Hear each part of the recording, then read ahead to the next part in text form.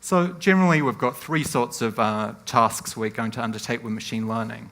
One is regression, estimating a value based on a set of attributes about something. For instance, based on our example of every past customer and how much they've spent in a year, what's this example customer going to spend this year? Classification, predicting a group for different customers to be in. We know these customers have churned, these customers haven't. Is this customer a churner or a non-churner, if we take an example in the coming year? Or unsupervised technique. Here's a whole lot of customers, how are they related to each other?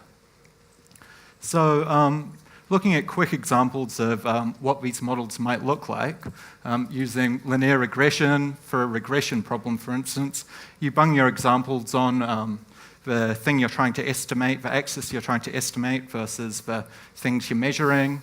You put all your examples down, you create a line, you get a new example. In this case, it's height versus weight. This person's this high, go up, then they're probably this heavy. Simple example of regression. Classification, an example of a decision tree. You've got a bunch of yes-no questions in this case. Did a politician vote for this example? Did they vote for this proposition or this proposition? In this case, they're more likely to be a Democrat or Republican. And lastly, for the unsupervised techniques, here's a bunch of data, the mean number of bedrooms and the mean value of houses in different areas in Boston. Well, let's do a segmentation, much like a customer segmentation you may have done, and separate it into high, medium, and low value. And that way, if we're realtors, we're going to target the high value areas to make more money off every sale. So when you're using machine learning to solve a problem, you generally, there are lots of different techniques out there, and you're actually you should be making a choice about the technique based on what the outcome you want to be is. So normally, I like to think of it as a trade-off in accuracy of what you're doing, the cost effectiveness of what you're doing, the amount of time it will take to build and tune, and how interpretable it is. So if you're making something to recognize speech on an IVR phone system, you want it to recognize what your customers are saying. You don't want it to get it wrong because that will be very frustrating. Meanwhile, if you're making a system that can decide how much you should lend somebody, then you probably want it to be understandable, because when it makes a strange decision, you might be held accountable for that decision, and you have to be able to drill into the system and understand why it's made the decisions it has been. If you don't make the right choice on which of these you prioritize, then your system will probably not get used and not be terribly useful. So using some examples of machine learning techniques that are out there, if you look at the bottom left corner, clustering, decision trees, regression, all really easy to implement, easy to understand, very useful if you've got anyone with some basic statistical knowledge. Then as you start to move towards more accurate side of the triangle, that's where techniques require a little more tuning, a little more expertise, and much more time to get right and diagnose when they're going wrong. I'd recommend, if you're using machine learning to solve a problem, normally starting at the bottom left corner is best, because you need to understand a problem before you create a very sophisticated black box system to start providing answers. If you don't understand the fundamentals of a problem, then you're not going to be able to understand the answers a more complex system is pumping out. And if you don't understand it, then normally it will lead to trouble down the line in terms of the actual business application. So I'll just very briefly go over an example of coding customer surveys, just to show how a machine learning system can work. So we've got 4 departments: product, price, brand, and service. And we're getting customer surveys in. We don't want someone to be sitting there directing them. We want our systems to do it automatically. So what would we do? Well, we get a bunch of surveys. I only support companies based in New Zealand. That goes to the brand team. Really helpful. Your staff are the best. Goes to the service team. And we've manually coded a set of them. This is a classification problem. We break it into a data set, get rid of the filler words, and just take the important words out of it. So survey 1, your automated phone system didn't help at all. We associate automate, help, phone system against service, because we've seen a survey related to service with those words in it. We go through our set of several thousand surveys, and we build a model. Now, once we build this model, we have a bunch of terms associated with different labels. In this case, we've got company and support related to brand. We've got phone and automate related to service. And what we can do is we can take a bunch of new surveys. I would like to see your company donate to more charities. We've seen company associated with brand before. We'll send that to the brand team. A staff member was very rude last time I came in. Well, we've seen staff related to service. We'll send that to the service team. The best company with the nicest staff, well, that's a bit of both. We've got company, which is brand, best, which is both, staff, which is service. So the machine will maybe send it to both or need a bit of help with that decision. Okay, so I'm going to pass on to Kerry McMaster next to talk about how she uses machine learning in her area. But thank you for coming. Thank you. Hi, well, I'm Kerry McMaster and I'm from Performance Lab, and hopefully I'll make a conversion of all the theories around artificial intelligence and data processing to translate into what can that turn into, what can we use that for, and in a consumer world, which kind of hopefully will lift the room, stop thinking about the spreadsheets that you haven't really trawled through properly yet, and start thinking about the fun stuff you can do with data. So my company specialises in health and activity data. And so we have, for 25 years, trawled a bunch of data to learn what the commonalities are and what interventions cause different behavioural changes, and we have now automated those processes.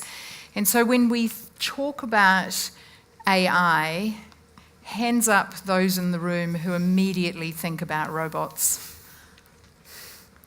No one. One. Well done. It's an obvious application for AI. So if you don't think about robots, what else do you think about? Hands up in the room, anyone who thought about Siri? Oh, well done. Okay. And hands up those in the room who know anything about Amazon Echo or Alexa? Okay, so did you think about Amazon? Yep. Okay, so they're pretty good examples of some levels of AI. But let me just kind of make clear where it begins and ends. So the voice recognition component of Siri, I don't know if many of you took much notice when Siri first arrived in market. Most people used it once and went, oh, it doesn't work, it's really stupid. Okay, so that was the first layer, and the idea was to just get working on the voice recognition aspects of it. Can we recognize the words? Can we associate the word with a particular query? It's a very linear approach to AI, and it is actually the most common approach to AI, to take a very linear view. But don't be confused, the voice part of this, the speaking back and the voice recognition, is just a user interface. So that's a whole technology all by itself. And so where our technology starts to, where I can join the dots here, where do we start playing here? We take all the things that have just been talked about. We have a whole lot of techniques and algorithms and systems to create the AI that allows those tools to talk to you and make sense. So the bits that make sense. What's interesting about our particular AI is that we spend a lot of time making sure that we match up the relationships between a whole lot of disparate data. So not the linear approach, but if you've got this and this and this and this, what does that now mean? So that's the sort of classification that we were talking about before. And so the reason we do that is so that we can embed our technology in these kind of tools. These sunglasses are up here, are made by Oakley. Does everyone know the brand Oakley? They make, they're best well known for making sports sunglasses. There's a collaboration between ourselves, Intel, and Oakley. The boom of those sunglasses has a whole lot of sensor technology in them. And you'll remember Matt talking about IoT, Internet of Things, and how we can get different things to give us information. So the boom of those sunglasses can tell us just about everything we could possibly want to know about you while you're exercising. And so with the sensor technology and the glasses, and you'll see they have a little earpiece, you can now talk to those sunglasses and say, its brand name is Radar. You can say, okay, Radar, what's my workout today? And Radar will tell you what the workout is. You begin the workout, and in the classification engine, which is our technology, as you are working out, it will coach you. So Radar will say to you, this is your first hill climb. You need to increase your cadence, change down gears if you're riding a bike, let's say, because this is not a strength climb. This is supposed to be an easy rolling hill climb. And so when you've completed it, Radar will go, okay, first hill climb completed. And you can say, well, okay, Radar, what else do I have to do today? Radar will tell you. And what's more, we'll go on to tell you whether you're doing that well or whether you may not be doing that quite so well. Further to that, you come back, synchronizes up, and it'll adjust your workout for the next session, depending on how successful that workout is. So the AI component of this technology is not the sensors, it's not the capacity to collect the data in the first place. It is actually the capacity to interpret exactly, reclassify and interpret exactly what is happening at any given point in time, and in real time tell you what your truth is. Another example of this is a running example. This is an Israeli company actually distributing in the USA, but same principle for running. So we can see everything that's happening during the exercise, provide information pre-exercise, during exercise, and post-exercise. And we talked about Amazon Alexa. We provide skills to Amazon for activity, and the idea of this technology is that we can take all kinds of sensor technology, so the Internet of Things, we can take all kinds of sensor technology. The more data for us, the better. The better reference we have, the better context we have. We can take all of that censored data and in your own home have reference to many of those things with relationship to what you may be trying to achieve with your health goal or your exercise goal or both. So think about talking fridges. Imagine, don't eat the donut. That'll be us. We will be responsible for that. So this is just an example of, with all of that data and you're trawling through it and you're looking for the classifications or you're doing the regression testing or you're using all of the techniques that have been talked about, what does that actually mean to us as consumers? Well, these are the sorts of tools that we can provide as consumers. How does that become meaningful for us as individuals? Well, if we think about all that data, how does that change your own knowledge about who you are as a person? And talking to a room who is thinking a lot today about insurance, thinking about how that might change the way you feel about the insurance company who is not recognizing that you are actually in that healthy spectrum and that you are actively managing yourself to stay in that healthy spectrum. There's the opposite argument to that, which we'll hear later on, I'm expecting. So that's just a simple, I thought I'd be the one to say, well, what does that look like if you turn all this data into consumer-facing products? What does that look like? So here's just some examples of what that will be. And the future is here. All of these products are real and exist. So here we are. Thanks, Kerry. Big button on the top. Big button on the top. Ah, cool. Yeah, I want one of those fridges that tells me to eat a donut. Or one of the bad fridges. So thanks very much. I'm Adam Follington from Quantium. I might start by defending my profession because the title is Data Are Coming, Your Actuary's Ready. I'm an actuary. The company I work for, Quantium, was founded by actuaries about 15 years ago, and we, as Mark said, we started in insurance. We now work across a whole different variety of sectors: retail, media, property, a whole bunch of different sectors. So I'd say actuaries aren't just ready; we're pioneers. So that's my quick plug for the profession. Today, mainly what I want to do is give you some practical examples of some of the work we're doing in life insurance and sort of connected industries as well. So you can sort of hopefully come out of it with a feeling that, you know, it's possible. I mean, data, I think, to a lot of people is sort of amorphous sort of concept that feels like it's on the horizon, but work is actually happening, and insurers are starting to do more work in that artificial intelligence space, but also just data analytics. I think that's the sort of almost the starting point, if you like. But I'll start with this slide. It's quite sort of, I'm sure you've probably seen slides like this. It's a very aspirational, consultant-y type slide, but I think there's sort of a powerful point there, which is humans and the world has gone through different sort of evolutions of development. We went through the industrial age where we made stuff. We've recently gone through the digital stage where we digitised everything and started collecting data. And I think the really exciting thing and the real potential for change is we're now starting to enter, and I know it's been a theme of this sort of conference, is the machine age. We're actually starting to say, right, we've got all this really interesting data. How can we use it to make better decisions, to optimise what we do? This is for all organisations. And better serve our purpose, serve our customers, deliver better profits, everything like this. And I think it really is an interesting time.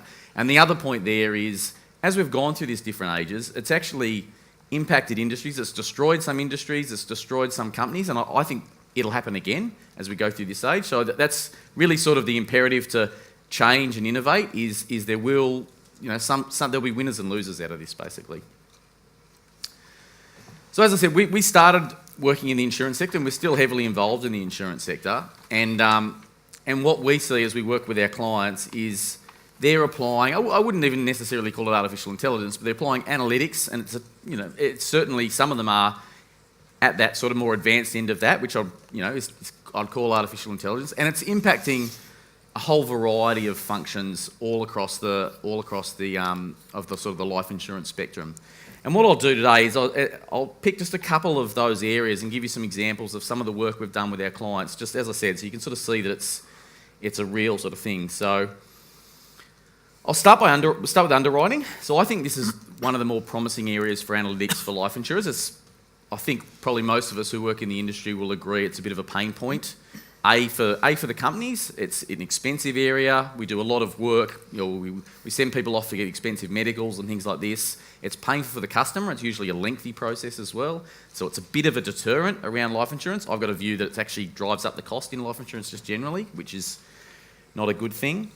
So we had a client who came to us and basically said they want to improve the process of underwriting, and they had usefully started, like a lot of life insurers, collecting a lot more data. It never used to sort of exist in the underwriting field, but now there's, with auto underwriting engines and just digitisation of data, a lot more data exists. So we were able to, their question was, how can we improve this process? And we started with a really practical exercise of looking at the questions that they asked and comparing that to the ultimate underwriting outcome that was achieved to say, right, of those questions, what ones actually really change the outcome? And that's the sort of thing you can do with analytics. So what are those questions were the really valuable ones? And then you get into other really interesting questions like, did that question lead to a medical, but then lead to really no change in the decision we would have made? And that actually is a very expensive exercise there for the insurer. They really didn't change the decision, and they went and ordered an expensive medical test. So working with this insurer, we effectively trimmed their question set to a more efficient question set and improved their process. I'll give another example, and actually I think I might, I'll give a claim example. And this is a really interesting one. This was for an Indian life insurer.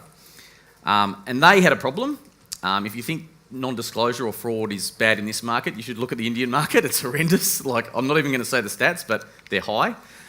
So their problem was effectively at claim stage they were discovering there was a lot of fraudulent claims. You'd call it non-disclosure. Some is closer to fraud basically, but a bunch of it is what we would call sort of non-disclosure. And their question was, A, can we spot this when the claim comes in a bit earlier so we can prioritise which claims we look at? That's a sensible question. But I think the really interesting question was, they said, and actually, can we start spotting these at an even earlier stage? When the customer applies, could we say, actually, can we give it a sort of like a score to say this is more likely than not going to be a fraudulent claim? So then they can track that claim, they can have a better discussion perhaps with the advisor, customer up front, and so perhaps try to collect the information that isn't on the application. So that leads to therefore less claims at the back end, and hence a better just overall relationship with the customer and a better process at the other end. Probably running out of time, so I'll just give one quick other example because I really like it. It sort of fits with the sort of a theme I've got, which is actually in that financial advisor space. It's not quite life insurance, it's superannuation. So we've really recently done a bit of work with a superannuation consultancy in Australia. They were basically unhappy with the retirement indexes that were put out in the industry, which say how much people need in retirement, how much people therefore need to save for retirement. We partner with a bank in Australia, so we get a lot of banking data. Using that banking data, we looked at actual retirees, how much they were spending in retirement, and broke it down by categories, and actually broke down the retirees into different segments: city, country, older, younger, and built a much more sort of granular index. But it was really interesting in that one of the outcomes was it said you actually need probably less money in retirement than has traditionally been communicated through advisors. And so it's actually, therefore, when you communicate that to a customer, it sounds less scary to them. And the reason I like that example is because it's an example of using data. I think people hear about artificial intelligence, they think, oh, machines are going to take over from humans. And maybe they will, and certainly probably they will in some areas. But actually, I think a lot of good analytics is about arming the humans who do work in a particular sector or industry with better information to enable them to do their job better. Probably means less humans in the end, sort of thing. But actually, I think the starting process is actually just enabling humans with better information. So that's why I quite like that example. I've got one more slide, but I'll probably finish up quite quickly. Really, my point here is actually a little bit what I just said there, which artificial intelligence sounds like a very daunting. I think even the phrase sounds very daunting, and it doesn't really have to be. I heard a really good quote the other day, which was a discussion about how do you tell the difference between a robot and a machine? And the answer the person gave was, you call it a robot until it becomes such a part of your life that you start calling it something else, like a dishwasher.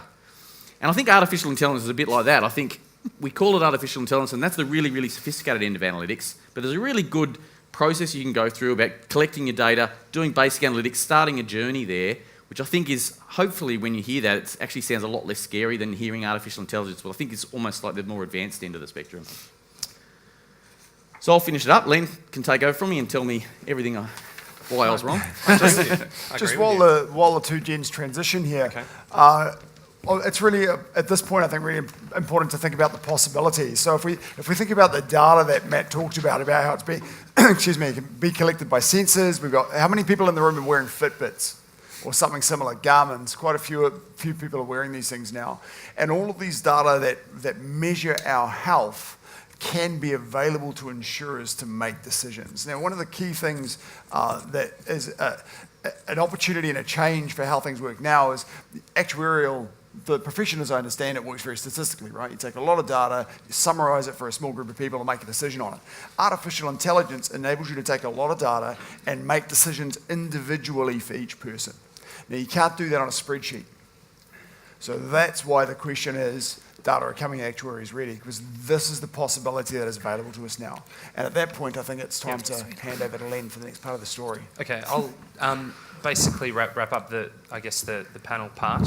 So as Mark mentioned, I lead the product and marketing team within Sovereign. I'm also an actuary and had a little bit of experience just working with data and analytics. And I thought what I'd do over the next few minutes is just share with you some of the things that you would need to consider if you're working within a life insurance context that can potentially make some of the, implementing some of the techniques and opportunities perhaps challenging, or at the very least that require a certain amount of consideration before we rush into it. So really, I guess just to sum up some of the points made by the panel, when we think about data and insurance, the mind often wonders to the claim space, but it is actually important to recognise that the opportunities aren't just at the point of claim, in terms of assessing claims or in terms of in terms of introducing additional pricing factors that might be revealed in the data, but can actually be used elsewhere to drive even something as simple as a productivity benefit within the insurer. And Adam shared a very good example of that. If we can be more effective in the way in which we underwrite, and if we can use data to be able to either help us predict underwriting outcomes or generally to be able to curtail the process, we can actually do something as banal as reduce the underwriting cost and therefore achieve a reduction in premium. And to the extent that insurers are doing that, that will naturally flow through by way of lower premiums in the market. So it is important to think of that. Also, in terms of customer engagement, it's important not to lose sight of the customer in this. Insurance, the way that it works today, at least on the life insurance side, is we underwrite you, we make you go through a disclosure process. You're very unlikely to claim at any point in time, and then each year we write to you and tell you that your premium is going up. That's a pretty ordinary experience, and there is an opportunity, if we can do it in a meaningful way, to be able to engage with customers. And one company out of South Africa called Discovery, they developed a whole program which is based on customer engagement. Part of that is utilising the data, but before we get to a point where there's actually underlying statistical value in the data, there is actually just a marketing or a customer engagement perspective that needs to be considered. Okay, so in terms of the three major challenges that I see that are slowing innovation, not stopping innovation, but slowing innovation. The first one is, is around establishing credible experience. So with life insurance and the like, the rates of claims are very low. It's about 1 in 1,500 people will die in any given year who hold a life cover policy. About 1 in 300 to 400 will become disabled.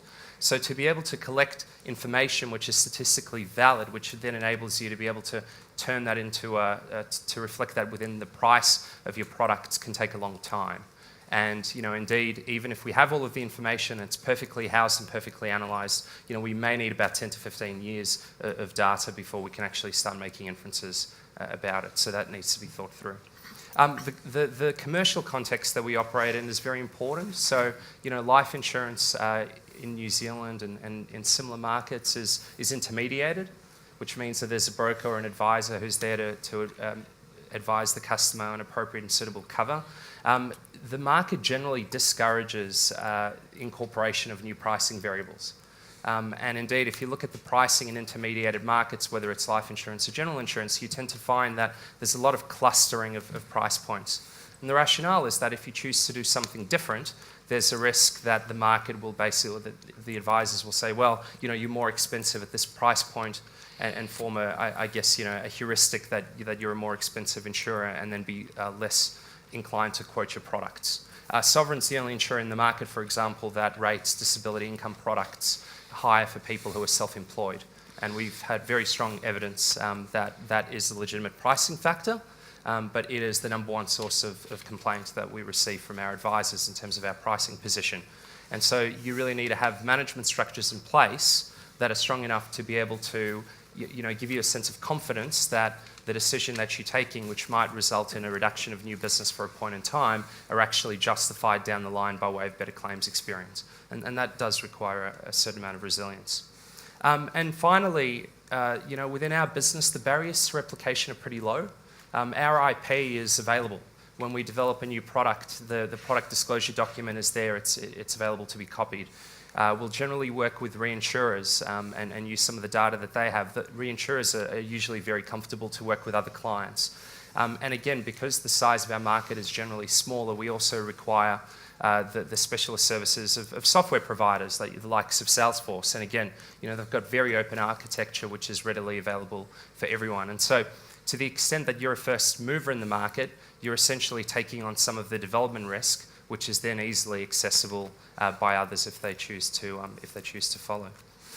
Having said all of that, and despite some of the challenges that we face, the opportunities are very real, and a number of companies, including ourselves, are slowly making progress. I've got some of the key changes there, but electronic scoring, so digital underwriting, as we heard about, leads generation, using social cloud and being able to assist advisors or others recognise that when there's a customer who's had a change in need based on their social media profile, business process automation, and then finally sort of in the areas of genetics. So there are a lot of opportunities despite some of the challenges that we spoke about. Cool. Thank you, Len. Cheers. Okay. So at that point, we've had our story, the initial conversation. We've got hopefully about 15 minutes left for questions. And so at this point, please send your question through by text. Text change to 875 with your question. So the story that we've had is around the volume of data that are available to us now. The information that's coming through from Fitbits. I read somewhere recently that a self-driving car produces 2 terabytes of data a day. Whereas the little sensors that Matt was talking about pop off a little blip every 6 minutes, right? It's a tiny little packet of data. So all of this information being pulled in has a number of potential applications in life and health insurance. And the first one that the consumer likes to come up with is, great, you can drop my premium because I'm healthy. And Len suggested some of the challenges for doing that. You have, for example, if you have one healthy person and you have one not so healthy person, well, the healthy person's premium might drop, but the not healthy person's premium is going to skyrocket. And in a market like ours with a small number of insurers, are you going to capture enough of those valuable customers to make up for all those expensive customers that are going to leave your door in droves because you're far too expensive? That's that first mover disadvantage that Len was talking about before.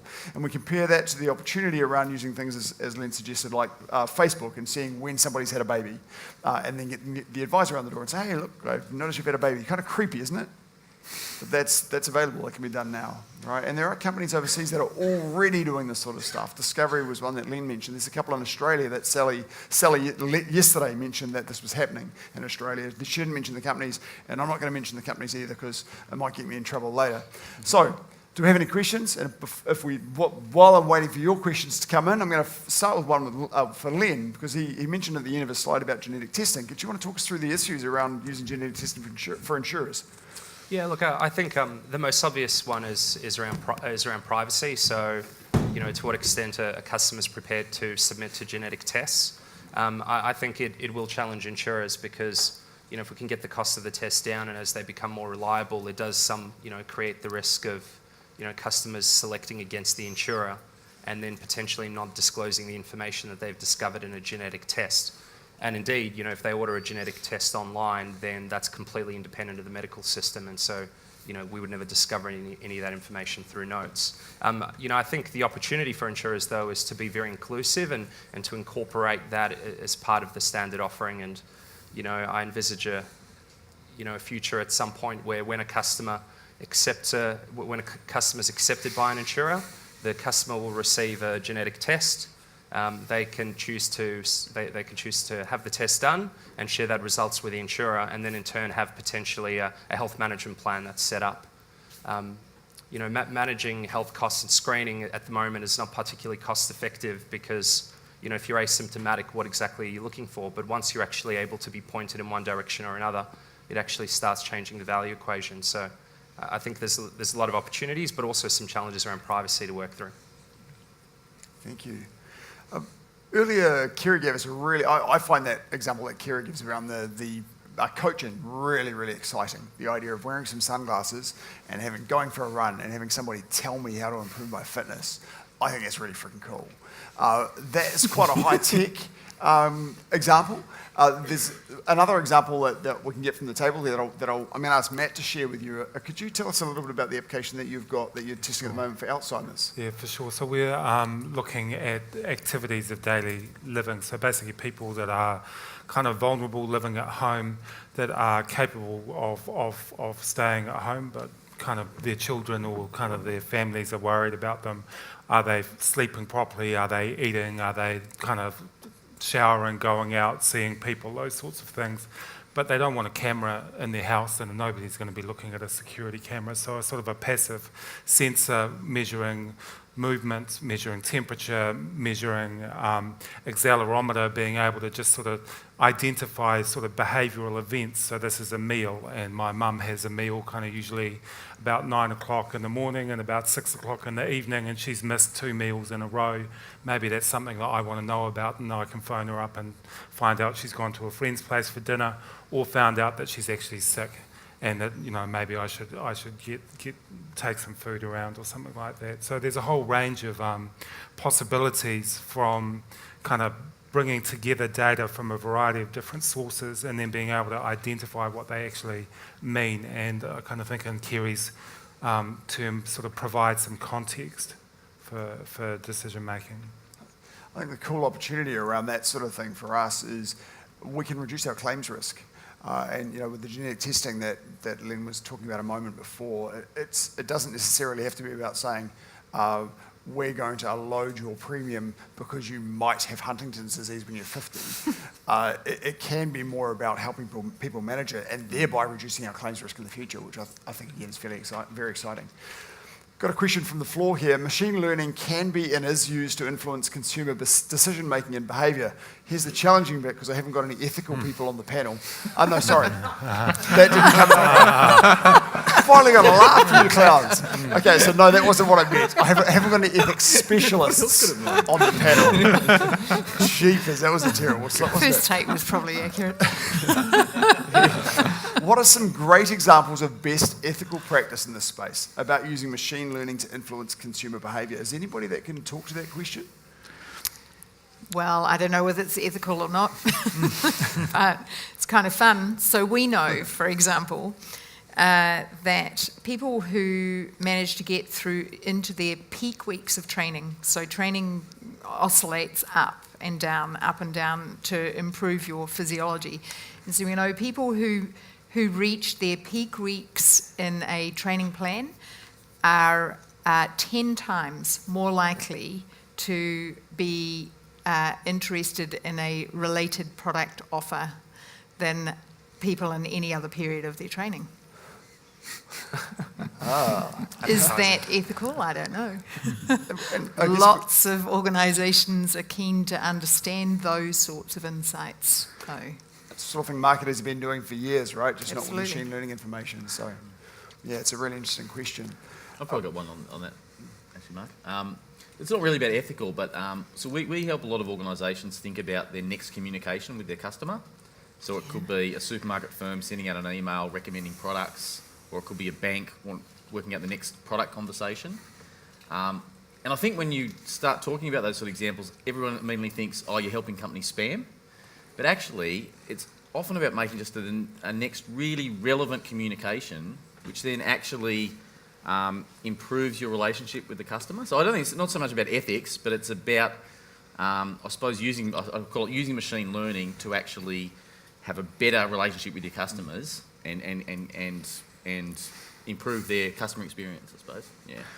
Cool. So actually I've got another really good example, which is probably more relevant for the room, in that if we're talking about insurances and life insurance particularly, and health insurance, we do exactly the same thing. We have a thread of coaching that we call training principles, and depending on your user profile, your training experience, and where you are in the progression of your training depends on what messages are sent to you in terms of they're entirely designed to enhance your likelihood of compliance to the actual workout, and therefore enhance your likelihood to reach completion and success. So it increases success rates, increases completion rates, and increases compliance rates.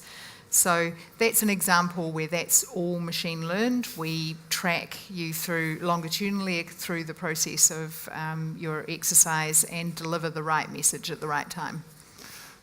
Cool. We are running a little bit short of time. We've got another question from the floor here, which I will pass on to you, Len, briefly, and then there's a kind of a finishing question that I'll ask to wrap. Could you share some insights about the Healthy by Sovereign product on the data analytics side?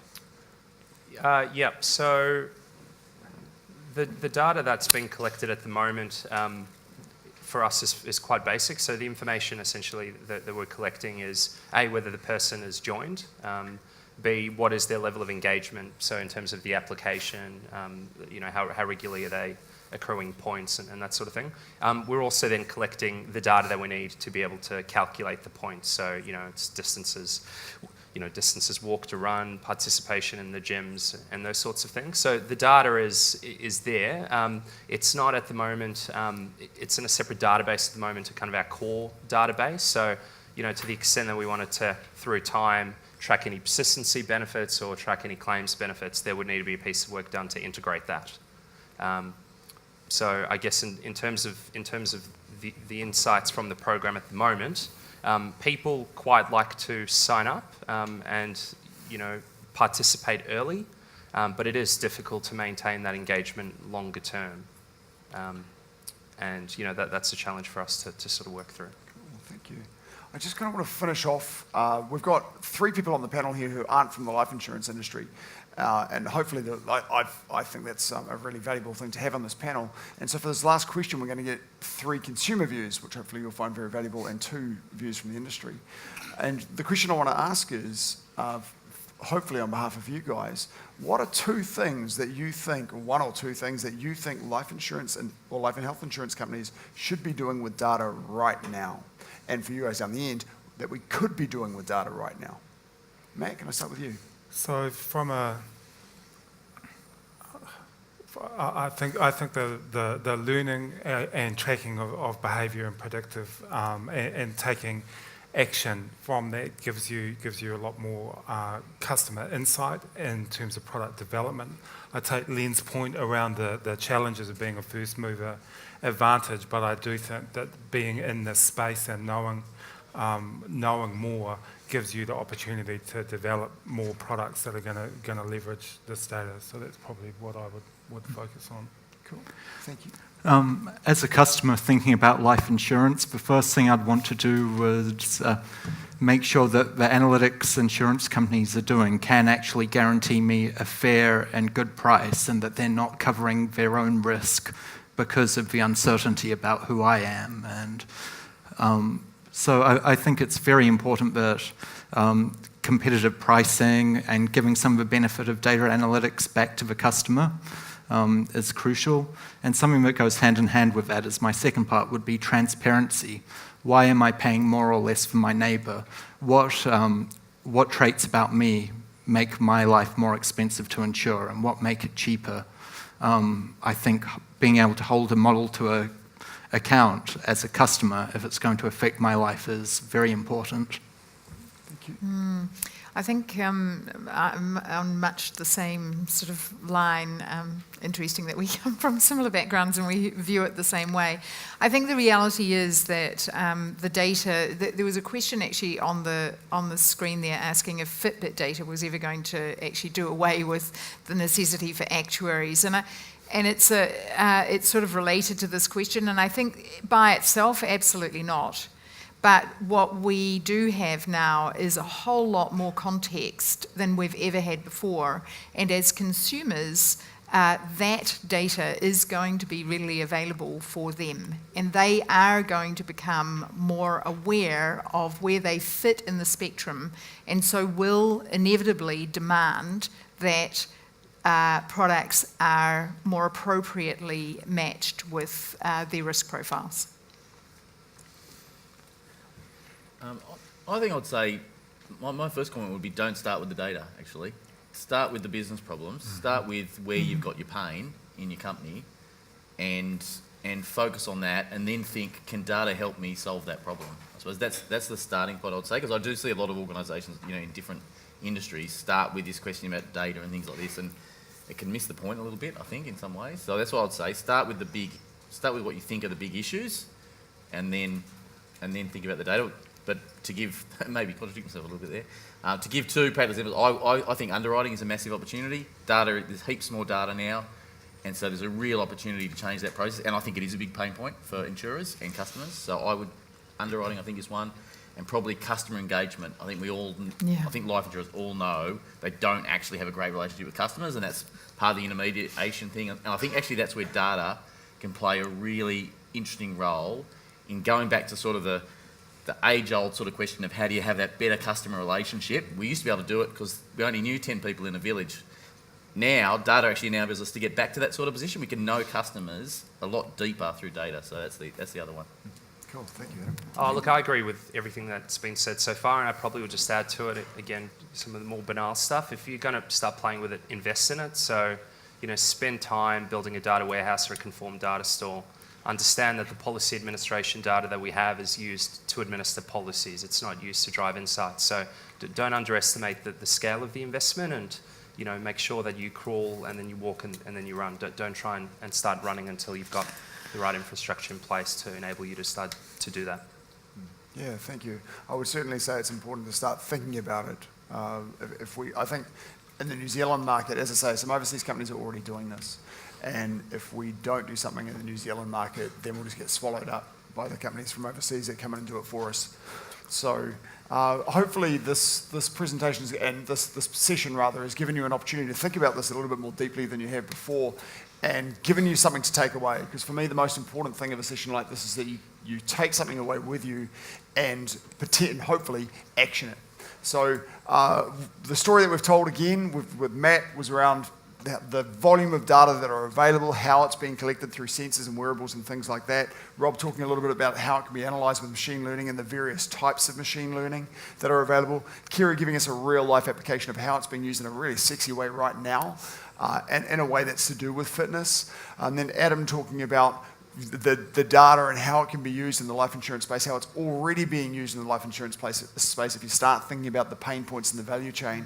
And then Len talking about the challenges. So it's a story we told over the last hour. I hope you enjoyed it. I hope you took something from it.